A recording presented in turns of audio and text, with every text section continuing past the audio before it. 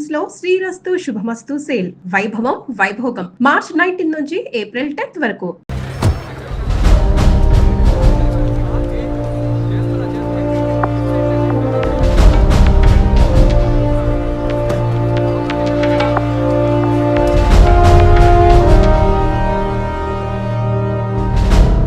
So మీ ఇంట్లో ఉన్న drivers కానీ మెయిట్స్ కానీ మీ వైఫ్ని చివరిసారిగా ఎప్పుడు చూసా ఉన్నారు? వెనస్డే ఈవినింగ్ చూశారట. డ్రైవర్ డ్యూటీ అయ్యాక ఇంటికి వెళ్ళేటప్పుడు రేపొద్దున ఎన్నింటి రావాలమని నా వైఫ్ని అడిగాడట. ఎప్పట్లా వస్తే చాలని తను చెప్పిందట. ఆ తర్వాత ఎవరూ తనను చూసినట్లేదు. ఆ రోజు మీరు ఎక్కడున్నారు సార్? హైదరాబాద్లో ఓ టీవీ ఛానల్ మీటింగ్ అని వెళ్ళాను. లాస్ట్ ఫోన్ మీ వైఫ్కి ఎప్పుడు చేశారు? Next day morning. Phone switch ఆఫ్లో ఉంది. మోస్ట్లీ తన ఫోన్ స్విచ్ ఆఫ్లోనే ఉంటుంది. అందుకే నేను పెద్దగా పట్టించుకోలేదు. ఎప్పుడు మీకు డౌట్ వచ్చింది? ఆ రోజు నైట్ వరకు నాకు రాలేదు. దీన్ని ఇష్యూ చేయటం ఏం బాగుంటుందని ఎవరికి చెప్పలేదు. ఆ తర్వాతే నేను కమిషనర్ దగ్గరికి వెళ్ళి కంప్లైంట్ చేశాను.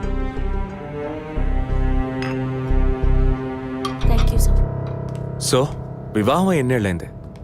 4 years. కిడ్స్? ఇంతవరకు వద్దని పోస్ట్పోన్ చేసుకుంటూ వచ్చాం. Now we are in plan. మీ వైఫ్కి హాబీస్, పర్సనల్ యాక్టివిటీస్ ఏమైనా ఉన్నాయా? తను పెద్ద క్రికెట్ ఫ్యానిటీ. ఇండియా గెలవాలని తను చర్చికి పోయి స్పెషల్ ప్రేయర్ కూడా చేస్తుంది. అంత పిచ్చి. ఓ, మీ వైఫ్కి దేవుడంటే అంత నమ్మకమా? యా, సండే మిస్ అవ్వకుండా చర్చికి పోయి వస్తుంది. కొన్ని సమయాల్లో లైఫ్లో కొన్ని ముఖ్యమైన నిర్ణయాలు కూడా చర్చి ఫాదర్ని అడిగి తీసుకుంటుంది. ఏ church? Villivakkam Saint Thomas church. ఆ చర్చ్ ఫాదర్ జోసెఫ్ చనిపోయారని తెలుసా మీకు? యా, మా న్యూస్ డివిజన్ స్టాఫ్ ద్వారా I just got to know it. Thanks for your cooperation. Will get back to you shortly. Thank you. అంత స్ట్రాంగ్గా మీరు ఎలా చెప్పగలుగుతున్నారు విజయ్? జెసికాని పోయిన బుధవారమే ఇంట్లో వాళ్ళు చివరిసారిగా చూశారు sir. Saint Thomas church father Joseph murder గురువారం నాడు జరిగింది. అందులోనూ ఫాదర్ జోసెఫ్ చనిపోయింది పాపాలు ఒప్పుకోలు చోటు కావడం వల్ల ఆ రోజు ఉదయం ఆయన ఎవరికో పాప క్షమాపణ చేస్తుంటారు. అది జెసికానే ఎందుకు కాకూడదని నా అసంప్షన్. Good morning sir. రండి స్టీఫెన్, కూర్చోండి. Vijay, yes sir. Father death case వీరే డీల్ చేస్తున్నారు. Hello sir. Hello. Vijay handle చేస్తున్న కేసులో కనిపించకుండా పోయిన అమ్మాయి ఫాదర్ మరణించిన టైంలో పాప క్షమాపణ కోసం వచ్చి అక్కడ ఉన్నందువల్ల ఈ హత్యకి ఆ అమ్మాయికి సంబంధం ఉండొచ్చేమో అని వీరు అనుమానం. ఉండొచ్చు సార్. మనం అలా అనుమానిస్తే ఫాదర్ చనిపోయిన సమయంలో బయటికి వెళ్ళిన వాచ్మెన్ దగ్గర నుంచి బెల్ కొట్టేవాడి వరకు అనుమానించాలి. It is simple. ఒక చర్చి ఫాదర్ గా వారి సర్వీస్ కి వంక పెట్టలేం. కానీ వారి పర్సనల్ లైఫ్ ఎంక్వైరీ చేసినప్పుడు వారికి ఒకసారి బైపాస్ సర్జరీ జరిగినా మరోసారి సర్జరీ చేయాల్సి వచ్చింది. ఆపరేషన్ ఖర్చులు, చేసిన అప్పులు, వీటన్నిటి వల్ల వారి నిర్ణయానికి వచ్చి ఉండొచ్చు. సూసైడ్ అంటానికి కావాల్సిన సిమ్టమ్స్ అన్నీ ఉన్నాయి. ఈ కేసు గురించి మీ ఒపీనియన్ ఏంటి? నాకు మాత్రం చర్చ్ ఫాదర్ మరణం సూసైడ్ కాదని ఎందుకో డౌట్ సార్. ఎలా చెప్పగలుగుతున్నారు? ఆయన పర్సనల్ లైఫ్లో ఎలాంటి వారైనా కావచ్చు, కానీ ఒక స్వచ్ఛమైన క్రిస్టియన్గా జీవించేవారట. అంత స్వచ్ఛమైన క్రిస్టియన్గా ఉన్నవారు తన రక్తాన్ని పవిత్రమైన చర్చ్లో చెందించాలని ఎప్పుడూ అనుకోరు. పోనీ ఒకవేళ సూసైడ్ చేసుకోవాలనుకున్నా అది వారి ఇంట్లో చేసుకుని ఉండేవారు. వారు ఆ పని చేయలేదు. ఫాదర్ కన్నా ఎక్కువగా బైబిల్ చదివినట్టున్నారు. దీనికి బైబిల్ చదవాల్సిన అవసరం లేదు. క్రైస్తవ మతతత్వాన్ని అర్థం చేసుకుంటే చాలు. జెసికా కేసుని, ఫాదర్ కేసుని ఒకే యాంగిల్లో పరిశీలిస్తేనే మనం ఒక నిర్ణయానికి రాగలుగుతాం సార్. మరి ఇంకేంటి సార్, దివ్య దృష్టి ఉన్నట్టు అన్ని వీరే చెప్తున్నారు. ఈ కేసు కూడా వీరికి అప్పగించండి. ఎస్ స్టీఫెన్, నేను అదే మంచిదనుకుంటున్నాను. దీన్ని విజయ్ హ్యాండిల్ చేస్తాడు. సార్. ఏంటి సార్? కేసుకు సంబంధించిన ఫైల్స్ అన్ని వీరికి అప్పచెప్పండి. విజయ్ సార్, ఫాదర్ కేసులో మీకు అసిస్ట్ చేయడానికి స్టేషన్ సబ్ ఇన్స్పెక్టర్ తిరుపతి అని ఒక ఆయన ఉన్నారు. ఆయన మీకు హెల్ప్గా ఉంటారు. కాకపోతే కాస్త ఎక్కువగా మాట్లాడతారు, చూసుకోండి. I will handle it sir. Thank you.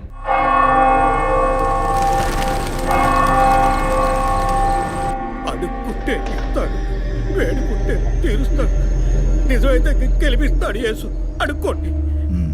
Father height weight మీకు మ్యాచ్ కావడం వల్ల ఆయన ఏ పొజిషన్లో కూర్చుని ఉంటారు, ఎలా ఉండుంటారని మీతో ఒక చిన్న అసంప్షన్. లేచరండి. డాంకీ యజ్ఞం కాదు, అందుకు ఇలా కూర్చోబెడతా సార్. నన్ను కొత్తగా మందు కనిపెట్టే డాక్టర్లు ఎలికి మీద ప్రయోగించినట్టు కంగారు పెట్టారు కదా సార్. ఫాదర్ ఎలా కూర్చున్నారో, ఎలా పడిపోయారో, ఎప్పుడు చనిపోయారో, ఇప్పుడు ఎక్కడున్నారో. కాకపోతే ఒకటి, father no more, I mess more. That is the difference. Commissioner గారు చెప్పింది కరెక్టే. కమిషనర్ గారు ఏం చెప్పారు సార్ నా గురించి? చెప్పారులే. పీసీ భానుమతి విషయమా? తెలిసే ఛాన్స్ లేదే. నా ప్రమోషన్ విషయమా? మనకంత సీన్ లేదే.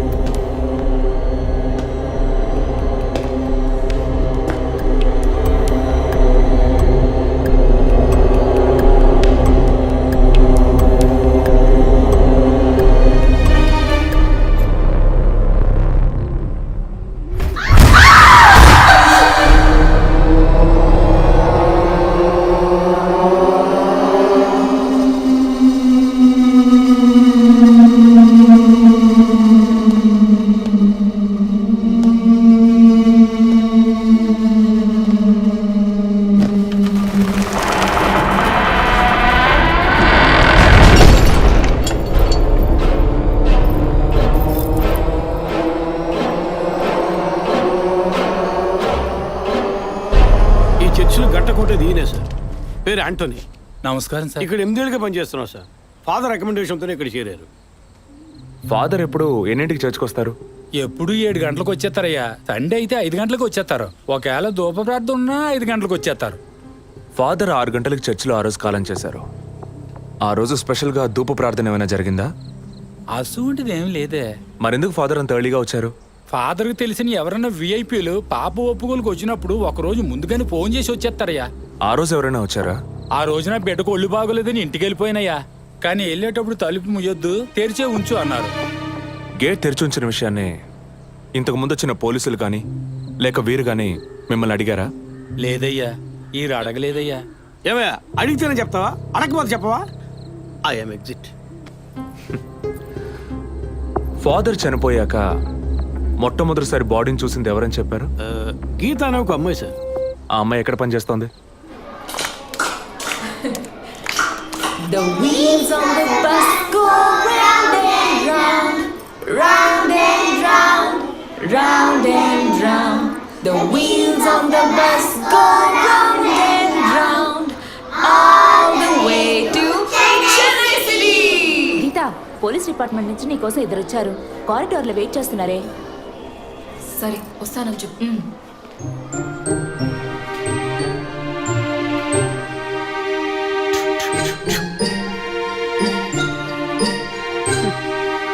ఈ వయసులో పిల్లలు అన్నాక ఇలాగే అల్లరి చేస్తుంటారులేండి. కానీ రేపు పెద్దయ్యాక మదర్ తెరిసా కావచ్చు, తాత గాంధీ కావచ్చు, మామ నెహ్రూ కావచ్చు, కానీ నాలా మాత్రం కాలేరండి.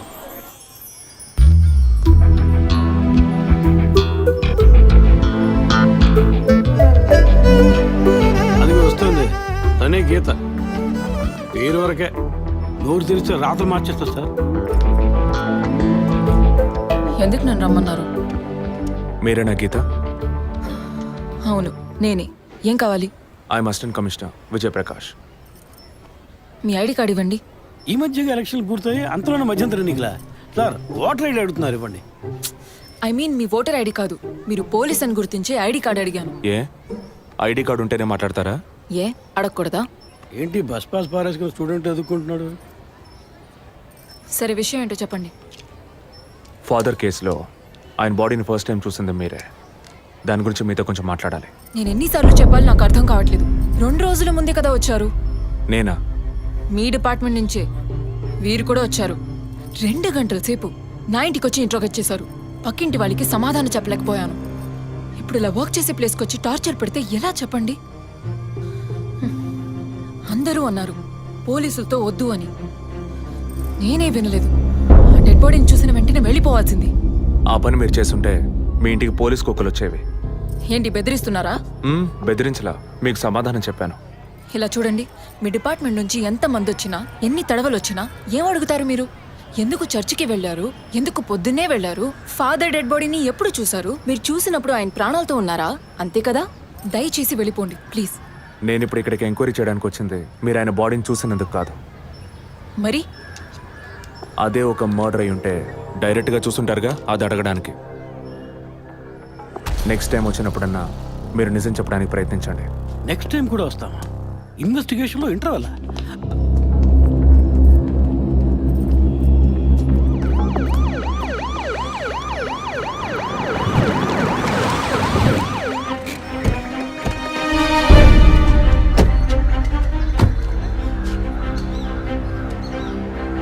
సార్ ఆ? అదే గీత ఇల్లు. వెళ్ళి చూసిరండి. ఆ ముసలాన్ని మళ్ళీ చూడాలా?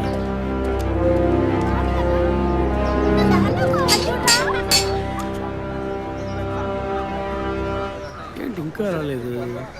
వచ్చాడు. గీత గారు ఉన్నారా? తను పొద్దున్నే స్కూల్కి వెళ్ళిపోయిందే. ఇంతకు ముందు చాలాసార్లు ఎంక్వైరీకి వచ్చి వెళ్ళారు కదా, మళ్ళీ దేనికి? ఏం లేదు, ఏసీ కొత్త రీఎంక్వైరీ చేయాలంటున్నారు. వస్తే విషయం చెప్పండి, సరేనా? సరే సార్. ముసలాడు చెప్పింది ఏసీ గిరిపించే ఉంటుంది, అయినా మళ్ళీ మనం చెప్పాలి కదా, ఏదో గాడిచ్చాక. సార్ పొద్దున్న స్కూల్కి వెళ్ళారట, ఇప్పుడేంటి సార్ మళ్ళీ మన స్కూల్కా?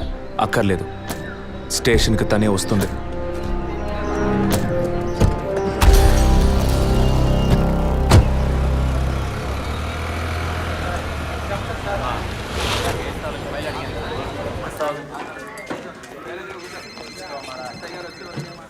మిస్సింగ్ కేసులు తేలిగ్గా తీసుకోకండి సార్. రేపే నాకు ప్రోగ్రెస్ తెలియాలి. ఓకే సార్ మిమ్మల్ని చూడడానికి వచ్చారు.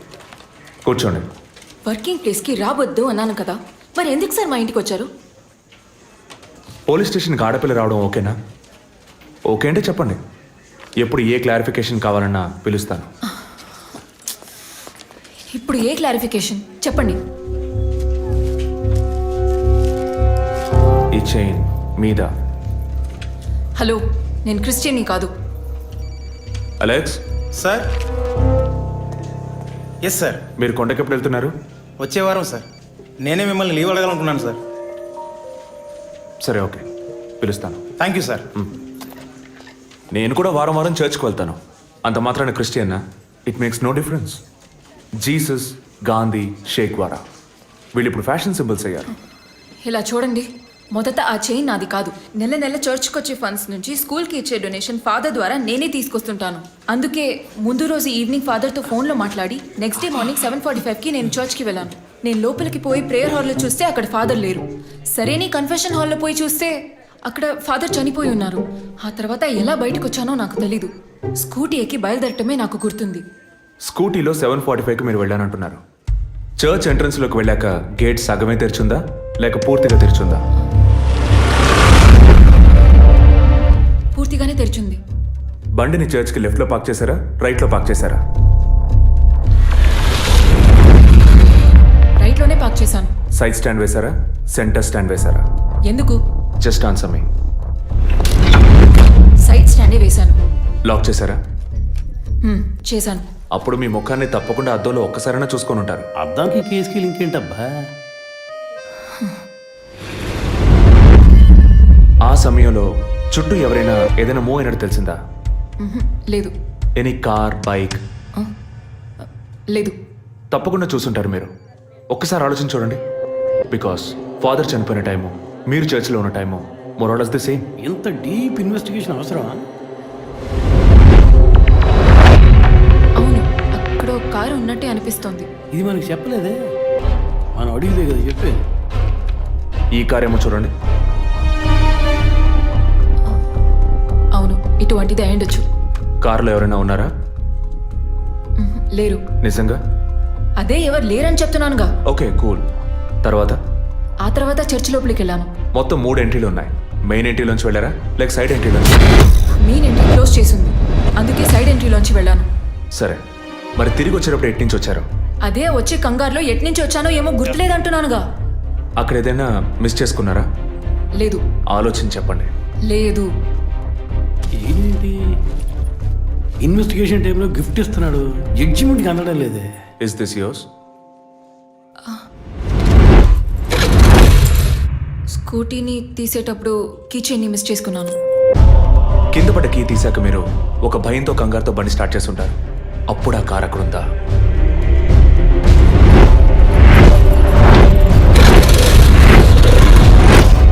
అప్పుడు ఆ కార్ అక్కడ లేదు. That's it. జెసికా చర్చ్కి వచ్చింది, స్ట్రగుల్ జరిగింది. బయటికి వెళ్ళేటప్పుడు ఒంటరిగా వెళ్ళే అవకాశం లేదు. పూర్తయిందా? ఇప్పుడు నన్ను వెళ్ళమంటారా? Anyway, thanks lot miss Geetha. No mention. మీరు చక్కగానే ఇన్వెస్టిగేట్ చేస్తున్నారు. Thank you. మీరు తెలివిగానే సమాధానం చెప్పారు. నన్ను మళ్ళీ మళ్ళీ పిలవరుగా? చెప్పలేం. మీరు పూర్తిగా నిజం చెప్పలేదు కదా, అందుకని పిలవచ్చు. ఎందుకు? అచ్చం చూసానా? కాదు, ఆ హత్య మీరే చేసి ఉండొచ్చుగా. ఇచ్చే ట్విస్ట్. ఇలా తేపా మీరు పిలిస్తే నేను రావాల్సిన అవసరం లేదు. Too much. This is the last.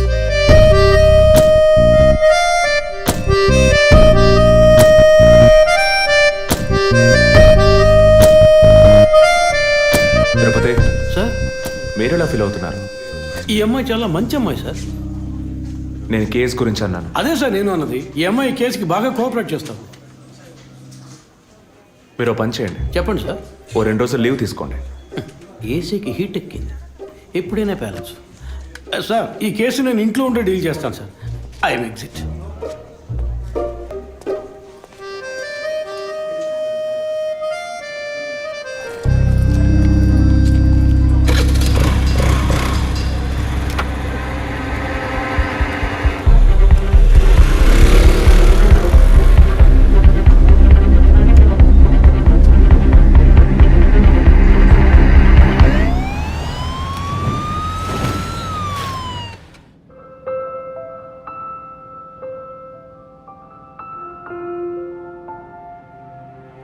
Yes, she is conceived. Thank you doctor, thank you so much. 2 months, 10 days. సంతోషకరమైన వార్త విన్న వెంటనే నాకు ఇప్పుడు ఏం మాట్లాడాలో తెలియట్లేదు డాక్టర్. దేవుడి వరాన్ని కాస్త ఆలస్యంగా ఇచ్చాడు అంతే. డాక్టర్, ఇక మీద నేను నా భార్యను ఎలా చూసుకోవాలి? మన పెద్దవాళ్ళు చెప్పందా, కొత్తగా నేను చెప్పేదేముంది. బట్ యాజ్ అ డాక్టర్ నేను ఇప్పుడు ఏమీ చెప్పను. ఈ ఆనందంలో చెప్పినా అర్థం కాదు. ముందు ఈ శుభవార్త ఇంట్లో చెప్పి వాళ్ళని సంతోషపరచండి, ఓకే? ఈ సంగతి తెలిస్తే ఇంట్లో మాకన్నా అమ్మా నాన్న ఎక్కువ సంతోషిస్తారు. మరి ఆలస్యం దేనికి, ముందు ఫోన్ చేసి చెప్పేయండి. Sure doctor. ఒరే విజయ్, రారా. అభి ఇప్పుడే ఫోన్ చేసింది, తను కన్సీవ్ అయిందట. నేను బాబుని కాబోతున్నాను రా. ముందు నోరు తీపి చేసుకో. నువ్వు బాబాయ్ కాబోతున్నావు. అయ్యో రారా, నేను సంతోషం పట్టలేకపోతున్నాను. గాడి చేతులు ఆడటం లేదు రా. మా ఇంటికి ఒక కొత్త వెలుగు రాబోతోంది మేడం. ముందు మా కులదైవాన్ని దర్శించుకోవడానికి కొంచెం ముక్కులన్నీ తెచ్చుకుంటాం.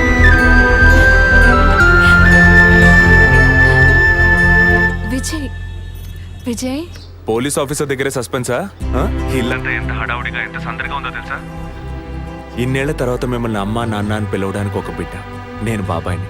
నాకు అందులోని ఆనందం కన్నా మీ ఇద్దరు మనసులు సంతోషంగా ఉన్నాయి చూడు, అది చాలుదురా నాకు. ఇటీవు ఏంట్రా ఉదయంతో పెద్ద డైలాగ్ వదులుతున్నావు? రే, ఇన్నేళ్ళుగా నువ్వు ఉదయం దగ్గర వదలని డైలాగ్సా? దుర్మార్గుడా, నీతో మాట్లాడమే తప్పురా. సరే సరే, ఇంతకీ ట్రీట్ ఎక్కడో ప్లాన్ చేసి చెప్పరా. And once again my hearty wishes to both of you. ఓకేరా, బాయ్. బాయ్.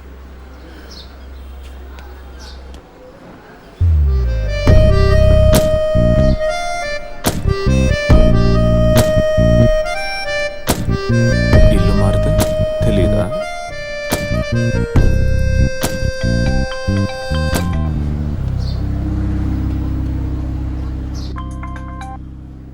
హాయ్.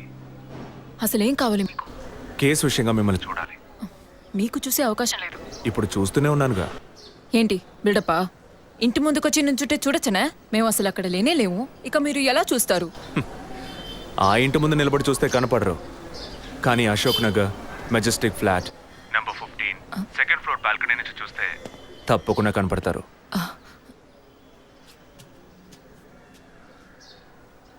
హాయ్. ఇక మీద మీరు ఇంట్లో ఉన్నారా, బయటికి వెళ్ళారా అని ఫోన్ చేసి తెలుసుకోవాల్సినంత అవసరం లేదు. ఎందుకు తెలుసుకోవాలి? కేసు విషయంగానే. హత్య చేసుంటాననే? కాదు, హత్య చేయడానికి స్కెచ్ వేసి ఇచ్చినందుకు. ఓ పోలీస్ ఆఫీసర్ అయ్యుండి ఇలా ఫ్లర్ట్ చేస్తున్నారే, ఇదేమైనా కరెక్టా? ఫ్లర్టా? డైలీ లేవగానే ఒక కప్పు కాఫీ తాగితే ఎనర్జీ వచ్చినట్టు, వర్కౌట్ చేస్తే రిలాక్స్ అయినట్టు మీతో మాట్లాడుతుంటే నాకు అనిపిస్తుంది. 6 మీరు ఈ కేసుని పూర్తి చేయకూడదు. ఒక చిన్న క్లూ కూడా దొరకకూడదు. ఇది నా శాపం.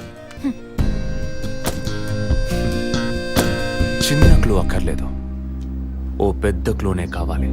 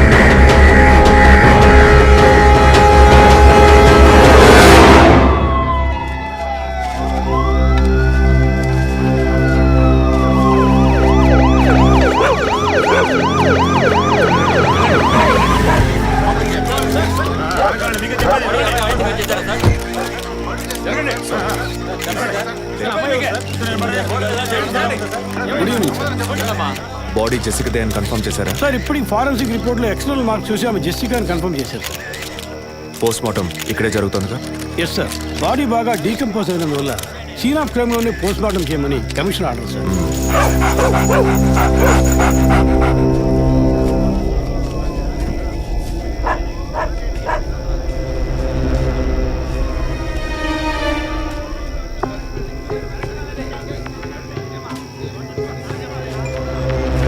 తిరుపతి సార్ కార్లో ఉన్న థింగ్స్ అన్ని మిస్ చేయకుండా కలెక్ట్ చేసి పెట్టండి. Okay sir. తన హస్బెండ్కి ఇన్ఫార్మ్ చేశారా? ఇప్పుడే ఇన్ఫార్మ్ చేశాను సార్, కానీ ఈలోగానే ఛానల్స్ వాళ్ళందరూ వచ్చేసారు సార్. పోస్ట్ మార్టం ఎక్కడ జరుగుతోంది?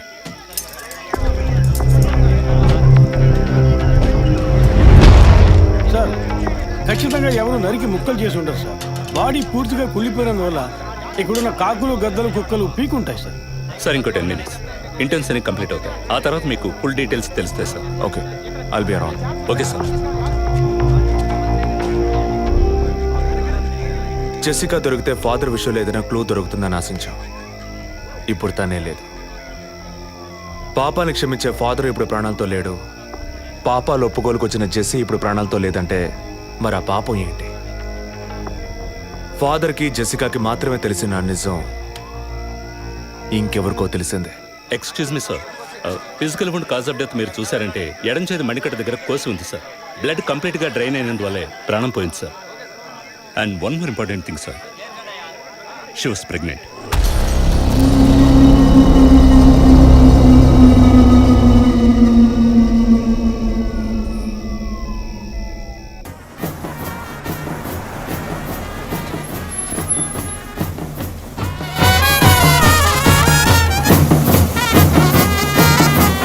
టైం ఎంతైందో చూడు. చెప్పానన్నా సార్ మినిస్టర్ లైన్లో ఉన్నారు. అయ్యా లేటు గీటు ఏం లేదయ్యా, తొందర ఏం లేదు, నిదానంగా రండి. మీరు అమ్మ వచ్చి గాజులు వేస్తేనే కదా ఫంక్షన్ నిండుతాను. సరేనయ్యా. అయ్యగారు ఎప్పుడు వస్తారు? ఆలస్యం అవుతుందండి. ఇంకో 10 నిమిషాల్లో వచ్చేస్తారు. నువ్వు వెళ్ళి అక్కడ చేయాల్సిన పని చూడు ముందు. ఇంకోసారి ఫోన్ చేయండి.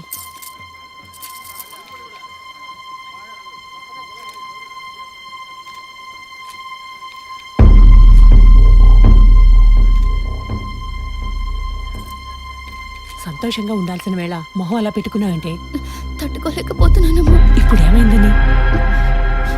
తప్పు కదమ్మా. నువ్వేమన్నా కావాలని చేసావా? అట్టా కళ్ళు తుడుచుకోకుండా కాస్త నవ్వుతూ కూర్చో. ఉం?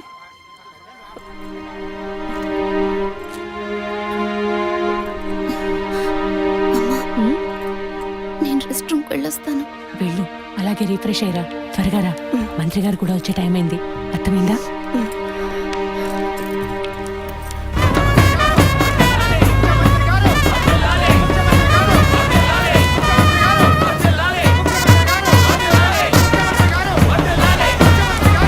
నమస్కారం అయ్యా. రండి. చాలా సంతోషం అయ్యా. అయ్యా, ఇప్పుడు సంతోషంగా ఉందా? అంతా మీ ఆశీర్వాదం అయ్యా. మనవాళ్ళు లేడు అని తెక్కలవరించి. అవునయ్యా. ఇప్పుడు వంశానికి వారసుడు వచ్చాడు, నీ రాజకీయాలకి వారసుడు వచ్చాడు. నమస్కారం సార్. ఎలాగున్నావయ్యా? మీ దయలో బాగున్నాను సార్. దొరా ఇలా రా. చెప్పండి అయ్యా. ఏవయ్యా, ఫంక్షన్ మొదలవుతుందా లేక పూర్తయిపోయిందా? అయ్యా ఇప్పుడు మొదలెట్టబోతున్నాం. మరి నీ కోళ్ళేదయ్యా? చెప్పండి నాన్న. రే పద్మ ఎక్కడరా? బాత్రూమ్కి వెళ్తానంది. వెళ్ళి చూడరా. అలాగేనన్నా. ఇప్పుడు వస్తానే.